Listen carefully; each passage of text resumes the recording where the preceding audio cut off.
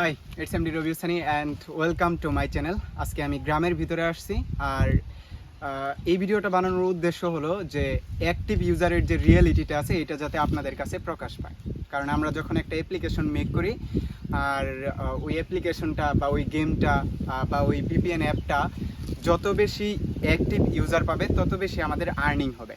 তো এই বিষয়টা নিয়ে অনেকেরই একটা দ্বিধাদ্বন্দ্ব থাইকা থাকে, যার জন্যই আমি এই বিষয়টা নিয়ে একটু ডিসকাস করব এবং এক্সপ্লেন করার চেষ্টা করব যে কিভাবে আপনি আপনার আর্নিংটাকে ভালোভাবে জেনারেট করতে পারেন এবং আপনার ইউজারগুলো আরও অ্যাক্টিভ হইতে পারে। এখন ধরেন আপনি একটা অ্যাপ্লিকেশন বানাইলেন, আপনার একটা অ্যাপ্লিকেশন বানানোর পরে ওইটাতে 1 লাখ ইউজার আছে, 1 লাখ ডাউনলোড হয়েছে আপনার অ্যাপ্লিকেশনটা, কিন্তু ওই 1 লাখ মানুষ দেখা গেছে একদিন আপনার অ্যাপ্লিকেশনটা ইউজ করে আনইনস্টল করে দিতেছে। আবার দেখা গেছে 1 লাখ থেকে 50% মানুষও যদি থাইকা থাকে তাহলেও কিন্তু আপনার আর্নিং অনেকটা জেনারেট হওয়ার সম্ভাবনা থাকে।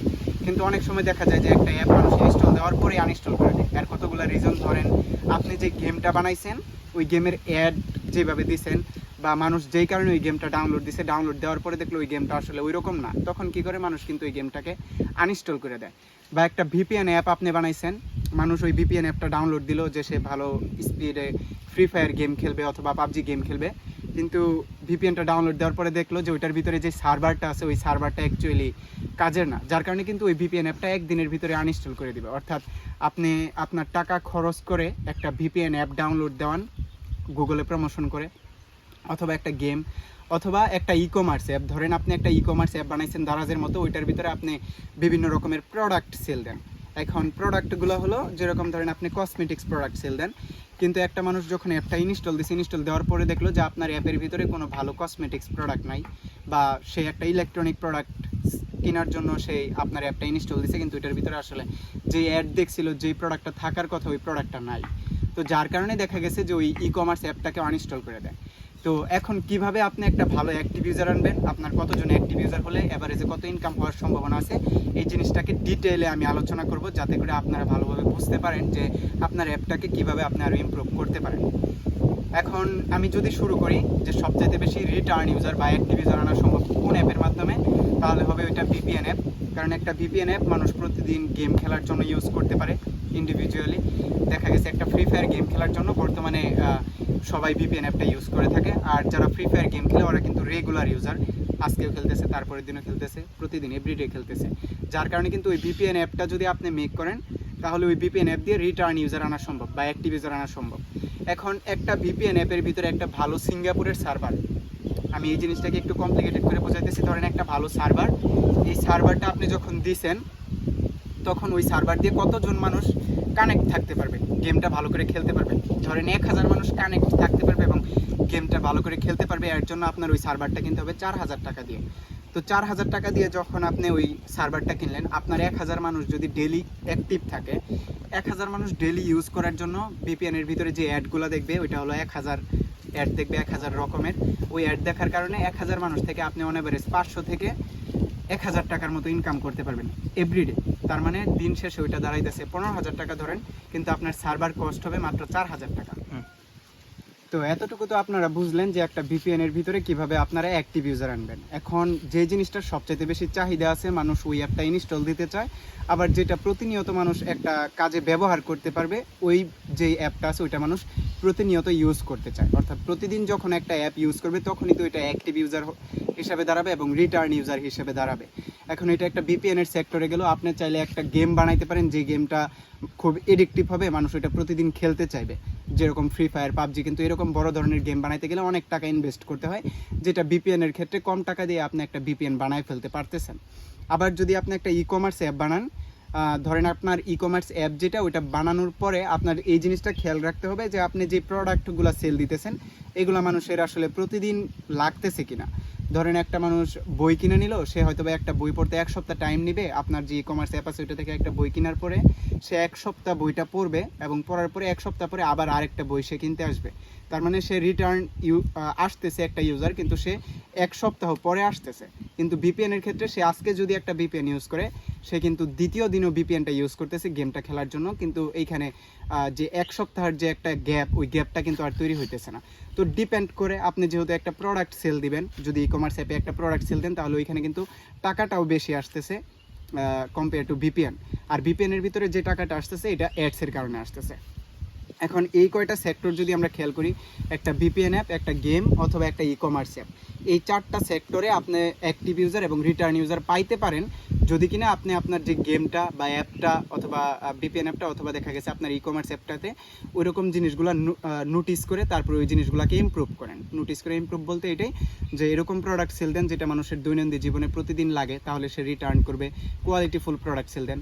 আর ভিপিএনের ভিতরে ভালো সার্ভার প্রোভাইড করেন। আর গেমের ভিতরে নতুন নতুন লেভেল অথবা ফ্যান্টাসি অ্যাড করেন, যেটার কারণে মানুষের খেলতে পছন্দ হবে। তো এই কয়টা সেক্টর যাওয়ার পরে এখন অনেক মানুষের প্রশ্ন থাকে যে ভাই ঠিক আছে, অ্যাক্টিভ ইউজার 1000 জন হলে আর্নিং কত হয়? এখন অনেকে হয়তো বা 1 লাখ ইউজার, 10,000 ইউজারের কথা চিন্তা করেন, কিন্তু অ্যাকচুয়ালি যদি চিন্তা করেন মাত্র 1000 ইউজারের কিন্তু আপনি মোটামুটি ধরনের একটা আর্নিং আয়না পড়তে পারতেছেন। এবং 1000 ইউজার আসলে তারপরে আপনি আরও ইমপ্রুভ করে আরও ইউজার বাড়াইতে পারতেছেন, মানে ডেলি ইউজার বাড়াইতে পারতেছেন। তো আমি হিসাব করলাম 1000 ইউজার আপনার আছে অ্যাক্টিভ। এখন এটা থেকে আপনার গড়ে ইনকাম কত আসার কথা? এখন গড়ে ইনকাম কত আসবে এটা ডিপেন্ড করে যে আপনার অ্যাপটা যারা ইউজ করতেছে তারা কোন এরিয়া থেকে ইউজ করতেছে, আর তারা তো অ্যাডস দেখতেছে, আর অ্যাডস দেখার পরে তারা কি কি প্রোডাক্ট বাই করতেছে। এখন ধরেন একটা অ্যাপ যেটা আপনি বানাইছেন ওইটার ভিতরে অ্যাডস আছে, কিন্তু ওই অ্যাপটা আপনার ইউজ করতেছে হলো বড় লোকরা। ধরেন আমি সোজা কথাই বললাম, একদম যাদের মান্থলি স্যালারি 5 লাখ বা 10 লাখ, এই 5 লাখ 10 লাখ যারা ইনকাম করে তারাই আমার জন্য আপাতত বড় লোক। তো তারা যখন ইউজ করবে তখন দেখা গেছে তারা যে অ্যাডগুলো দেখবে তাদের কাছে হয়তো বা একটা ভালো ফোনের অ্যাড আসবে, যে ফোনগুলোর দাম থাকবে $1000 $2000। ওরা হয়তো বা অ্যাড দেখে ওই ফোন কিনে ফেলতে পারে। আমার সাথে একটা ঘটনা ঘটছিল যে সিঙ্গাপুরের ভিতরে একজন আমার গেমটা খেলার টাইমে একটা $1500 দিয়ে একটা মোবাইল কিনছে আমার গেমের ভিতরে অ্যাড দেখা, যার কারণে গুগল পাইছে $60, ওইখানে গুগল আমাকে দিছে $30, একদিনেই $30 ইনকাম। তো ব্যাপারটা হলো যদি আপনার যে ইউজারগুলো আছে ওই ইউজারগুলো এক প্রকার রিচ হয় বা দেখা গেছে তাদের মান্থলি ইনকাম অনেক বেশি হয় এবং তারা আপনার ভিপিএন অ্যাপটা অথবা গেমটা ইউজ করতেছে, তখন তারা কিন্তু অ্যাডগুলো ওই রকম টাইপের দেখতে পারবে যে অ্যাডগুলার সিপিসি বা দেখা গেছে অ্যাডগুলার ভিতরে মানে তারা ইনভেস্ট বেশি করবে বা কস্ট বা যে কোনো একটা পারচেস করলে ওই পারচেসটা দামি পারচেস করবে। কিন্তু আবার ওই একই ক্ষেত্রে আবার অ্যাডগুলো দেখা গেছে গ্রাম বা প্রত্যন্ত অঞ্চলে চলে গেল, যে জায়গায় মানুষ অনলাইন থেকে কোনো কিছু কেনাকাটা করে না, সেই ক্ষেত্রে দেখা গেছে যে অ্যাডটা আসবে ওই অ্যাডটা তারা দেখবে, হয়তো বা তারা ওইটা থেকে কোনো কিছু কেনাকাটা করবে না, কিন্তু তারা যদি অ্যাডের ভিতরে অন্য একটা গেমের অ্যাড দেখতে পারে, একটা ভিপিএন ইনস্টল দেওয়ার পরে তারা দেখলো যে একটা রানিং গেম অথবা অন্য একটা গেমের অ্যাড দেওয়া আছে, তো তারা তখন ওই গেমটা দেখে গেমটাকে ইনস্টল করে নেবে। এখন গেমটা যখন ইনস্টল করলো, ওই গেম যে লোক গুগল অ্যাডসের ভিতরে প্রমোশন করছে, গুগলকে সে হয়তো বা $10 দিছে, এখন গুগল ওইখান থেকে $5 রাখবে আর আপনাকে হয়তো বা $5 দিবে। এই $5 আপনার ইনকাম হবে যদি ওই গেমটা মিনিমাম আপনার কত, মানে আপনার 1000 অ্যাক্টিভ ইউজার থেকে 100 জন যদি ওই অ্যাপটা ইনস্টল দিয়ে ফেলে অ্যাড দেখা। তো আপাততর জন্য এতটুকু এক্সপ্লেন করা গেল, অর্থাৎ আপনার যদি 1000 অ্যাক্টিভ ইউজার এভরিডে থাকে এবং প্রতিনিয়ত ইউজ করে, আপনার অন এভারেজ ইনকাম তাও 10,000 টাকা ধরে নিতে হবে, যে না তাও 10,000 টাকা আসবে যদি তারা প্রতিদিন ইউজ করে। সো আশা করি যে এই এতটুকু জিনিস আপনারা বুঝতে পারছেন। আমি মানে কমপ্লিকেটেড না করে জিনিসটা হয়তো বা ইজিলি বুঝাইতে পারছি আপনাদের। যদি আপনাদের এই ভিডিওটা ভালো লেগে থাকে তাহলে অবশ্যই এই ভিডিওতে একটা লাইক দেবেন and subscribe my channel to stay with me. মোট কথা 1000 জন ইউজার তারা যদি একদম বেশি ভালো সিপিসি এরিয়া থেকে হয়, যেরকম সিঙ্গাপুর থেকে হইলে বা দেখা গেছে ঢাকার ভিতরে গুলশান বনানী সেক্টর থেকে হইলে, তাহলে আপনার ইনকামটা বেশি আসবে। আবার ওই 1000 ইউজারই যদি আপনার গ্রাম থেকে হয়, যারা কিনা ওই অনলাইন থেকে প্রোডাক্ট পারচেস করে না তাদের হইলে, তাহলে তাদের থেকে ইনকামটা আপনার কম আসবে।